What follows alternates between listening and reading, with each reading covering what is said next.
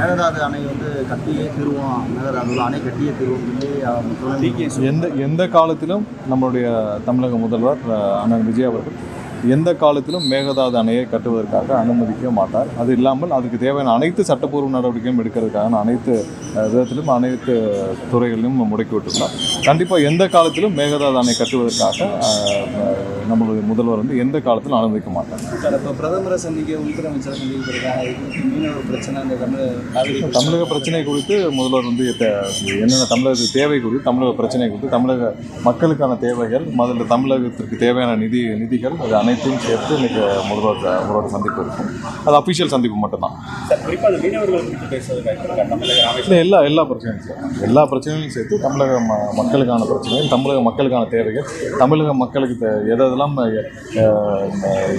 கிடைக்காமல் இருக்கிறதோ அதெல்லாம் சேர்த்து நிதி ஆதாரங்கள் தமிழகத்திற்கு தேவை. பல வருடங்களாக நிதி ஆதாரங்கள் தமிழக சேர வேண்டிய நிதிகள் கண்டிப்பாக வழங்கப்பட வேண்டும். இதெல்லாம் சேர்த்து தான் முதலோடைய சந்திப்புகள் இருக்கும். ஒன்லி அஃபிஷியல் சந்திப்பு. இல்லை திமுகவினர் வந்து அவங்களுக்கு என்ன செய்யறதுன்னு தெரியாமல் இருக்காங்க, உயர்ந்த அழுத்தத்தில் இருக்காங்க. அவங்க 5 வருஷமாக அவங்க செய்த ஆட்சி, அவங்க எந்தெந்த மாதிரியான மக்கள் விரோத செயல்கள் இதில் எல்லாரும் சேர்த்து தான் மக்கள் இன்னைக்கு வந்து அவங்களுக்கு தேவையான பதிலை கொடுத்துருக்காங்க. இதற்கு அவங்க வந்து இன்னைக்கு எங்களுடன் கூட்டணி சேர்ந்து எங்களுடைய கூட்டணி கட்சியினரிடம் அவங்க வந்து தேவையில்லாமல் பிரச்சனை கொடுக்கிறது, தேவையில்லாமல் தகராறு செய்வது, இன்னமும் அவங்கள வந்து மக்கள் விரோத செயல்களை தான் திமுக செஞ்சுக்கிட்டு வராங்க. எல்லா இடத்துலையும் இன்னைக்கு வந்து ஒவ்வொரு இடத்துலையும் ஒவ்வொரு துறையிலையும் அவங்கள திமுக தூண்டுதல்னு பேர்னா தேவையில்லாத சர்ச்சைகள் ஏற்பட்டு வருது. அரசுக்கு எந்த வகையிலாவது குழப்பம் ஏற்படுத்தும் வகையில் திமுக செயல்பட்டு வராங்க. மக்களுக்கு இது நல்லா தெரிஞ்சிருக்கு. இதெல்லாம் அனைத்தும் களையெடுக்கப்பட்டு இந்த அரசு விரைவில் மக்களுக்கான செயல்பாடுகளை மட்டுமே ஃபோக்கஸ் பண்ணி வேலைகளை துவங்குவோம். அதிமுகலேருந்து இன்னும் பல்வேறு இல்லை அது அவங்களுடைய உட்கட்சி பிரச்சனைகள், அதை பற்றி நாங்கள் பேச வேண்டிய இதில் இல்லை. அவங்கலேருந்து யாராவது அவங்களுடைய தலைமை மீது அதிருப்தி ஏற்பட்டு ராஜினாமா செய்தால் அதற்கும் எங்களுக்கும் எந்த சம்மந்தமும் கிடையாது. இது முற்றிலும் அவங்களுடைய தனிப்பட்ட விருப்பு இருப்போம். அதை பற்றி நாங்கள் பேச வேண்டிய கட்டாயம் இல்லை. வந்தவர்களை இல்லை அவங்க ரிசைன் பண்ணிட்டு யாரெல்லாம் வந்து சேர்றாங்களோ அது வந்து அவங்களோட தனிப்பட்ட விருப்பம். சேர்றவங்களும் சேரான்னு ஒவ்வொரு நாளும் பார்த்தீங்கன்னா இப்போ ஒவ்வொரு இடத்துலையும் எங்களோட நிர்வாகிகள் வந்து ஆயிரக்கணக்கானோர் அங்கங்கே ஒவ்வொரு சட்டமன்றத்திலும் சேர்ந்துட்டு யாருக்கெல்லாம் வந்து இனிமேல் மக்கள் அளித்த தீர்ப்பின் மீது நம்பிக்கையை வைத்து தமிழக மக்கள் எங்களுடைய தலைவர் மீது வச்ச நம்பிக்கையில் அளித்த தீர்ப்பின் அடிப்படையில் எல்லாரும் அங்கே சேர்ந்துட்டு சேர்றவங்களை தடுக்கிற உரிமை யாருக்கும் ரீடிங் இருக்கு. 2 மாதத்துக்கு மேலே வந்து எடுக்காமல் இருக்காங்க அப்படின்னு சில கணக்கீட்டாளர்களை வந்து இப்போ நீங்கள் பார்த்தீங்கன்னா மொத்தம் 7000 பேர் இருக்க வேண்டிய இடத்துல எனக்கு 1500 பேர்கிட்ட தான் இருக்காங்க. ஸோ 4500 பேர்கிட்ட கணக்கீட்டாளர் பணியிடங்கள் காலியாக இருக்குது. இதெல்லாம் பூர்த்தி செய்ய வேண்டிய கட்டாயம். மின்சாரத்துறையில் வந்து மிக அதிகமாக பாதிக்கப்பட்ட கடந்த 5 ஆண்டுகளில் மின்சாரத்துறை மிக அதிகமாக பாதிக்கப்பட்டுள்ளது. எல்லா இடத்துலையும் சீர் செய்ய வேண்டிய கட்டாயம் இருக்கும். இப்போ கடந்த சில நாட்களாக பார்த்துருக்கீங்க அங்கங்கே நடக்க வேண்டிய இந்த ட்ரபிள்ஸ் எல்லாம் எங்கெங்கெல்லாம் ஃபால்ட்டுனால வர வேண்டிய மின்தடைகள் எல்லாம் சீரமைக்கப்பட்டுள்ளது.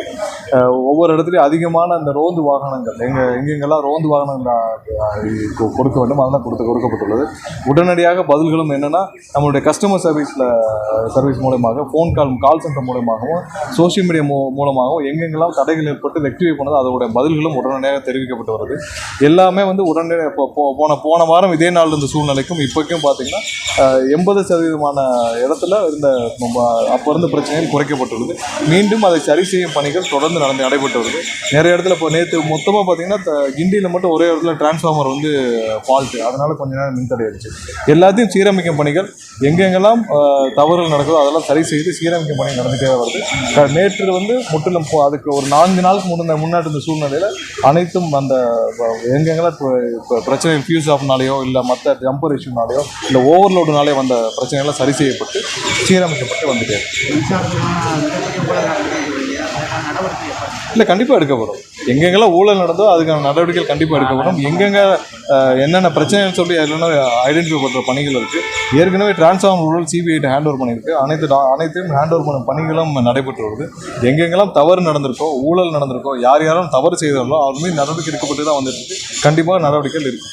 ஏன்னா மக்களுடைய பணத்தையும் மக்களுக்கான இருக்கும் நிறுவனத்தின் மீதும் யாரும் தவறு செய்ததில்லை. அதுக்கான நடவடிக்கை சட்டப்பூர்வ நடவடிக்கை ஆட்டோமேட்டிக்காக எடுக்க தான் செய்யும். இல்லை, இப்போ இந்த வருடத்திற்கான நம்ம சட்டக்கல்லூரிகளுடைய இதில் வந்து நீங்கள் துவங்குறதுக்கான வேலை பணிகள், அது இல்லாமல் போன இதில் வந்து ஏபிபியோடைய அசிஸ்டன்ட் பப்ளிக் ப்ராசிக்யூட்டர்ஸ் நியமனங்கள் தொடர்பான விஷயங்கள், அது இல்லாமல் அடுத்து வர்ற ஒவ்வொரு டிஸ்ட்ரிக்ட் லெவலில் இருக்கிற வழக்கறிஞர்கள் நியமிப்பது, அது போன்ற பல ஆலோசனைகள் மேற்கொள்ளப்பட்டது. இது இல்லாமல் லா கமிஷன்ஸ் வந்து அடுத்த மாதம் லா கமிஷன் வந்து அடுத்த மாதம் முடிவடையுது. ஸோ அது நம்ம ரீகன்ஸ்ட்ரக்ட் பண்ண வேண்டிய கட்டாயம் இருக்கும். ஸோ லா கமிஷன்ஸ் கொண்டு வரணும். ஸோ இதெல்லாம் அனைத்து பணிகள் குறித்தும் ஆய்வு செய்யப்பட்டது. ஸோ விரைவில் நம்மளுடைய சட்டக்கல்லூரிகள், அதாவது அரசு சட்டக்கல்லூரிகள் மற்றும் தனியார் சட்டக்கல்லூரிகள் ஒரு சில இடத்துல முறைகேடுகள், தவறான விதிமீறல் கண்டுபிடிக்கப்பட்டது. அவங்களாம் ஷோகாஸ் நோட்டீஸ் அனுப்பும் பணிகள் இருக்குது. ஒரு சில கல்லூரிகள் வந்து அரசு சீட்ஸு, கவர்மெண்ட் கோட்டா சீட்ஸே அவங்களே ஃபில் பண்ணியிருக்காங்க. அவங்களெலாம் ஷோகாஸ் நோட்டீஸ் அனுப்பும் பணிகள் இருக்குது. அரசு கல்லூரிகளில் தேவையான வசதிகளை செய்து கொடுக்கறதுக்கான ஆய்வுகள் இன்னைக்கு நடைபெற்றுச்சு. கண்டிப்பாக சீரமைக்கிற பணிகளை நடைபெற்று முழு வீச்சில் மாணவர்களுக்கு தேவையான அனைத்து வசதியும் செய்து கொடுக்கும் பணிகளில் முடுக்கி விட்டப்பட்டுள்ளது. கண்டிப்பாக திருப்பங்குன்றத்துக்கு முதலாவதாக என்னென்னா, அங்கே இருக்கிற இந்த கழிவுநீர் கால்வாய்கள் பணிகள் தான் முதலாவதாக.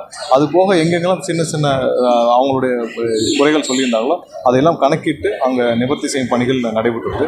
முதலாவதாக மதுரை முழுவதும் என்னென்னா, நமக்கு கழிவுநீர் கால்வாய்கள் திட்டங்கள் சரியாக இல்லை. கழிவுநீர் கால்வாய் திட்டம் பெரிய அளவில் மதுரை முழுவதும் செய்யப்பட வேண்டும். அதற்கான பெரிய அளவு திட்டப்பணிகளை ஆலோசனையில் ஈடுபட்டுள்ளோம். அது முடிஞ்ச பிறகு கண்டிப்பாக மதுரையில் முதலாவதாக கழிவுநீர் கால்வாய்கள் வெளியேற்றும் பணிகள் இதுவரை யாருமே இது சம்பந்தமாக செய்யவில்லை என்பது மிகப்பெரிய வருத்தம். கழிவுநீர் கால்வாய் மதுரை முழுவதும் சீரமைக்கப்பட வேண்டும். அதுக்கு பெரிய அளவில் ஒரு திட்டம் செயல்படுத்தப்பட வேண்டும். அதற்கான ஆலோசனைகள் ஈடுபட்டுள்ளோம். அது முடிஞ்ச பிறகுதான் மற்ற பணிகள் அனைத்தும் நிறைவேற்றப்படும். செய்திகளை உடனுக்குடன் தெரிந்து கொள்ள கீழ்கண்ட கேபிள் மற்றும் டிடிஹெச் நெட்வொர்க்குகளில் எம்நாடு செய்தி தொலைக்காட்சியை காணுங்கள்.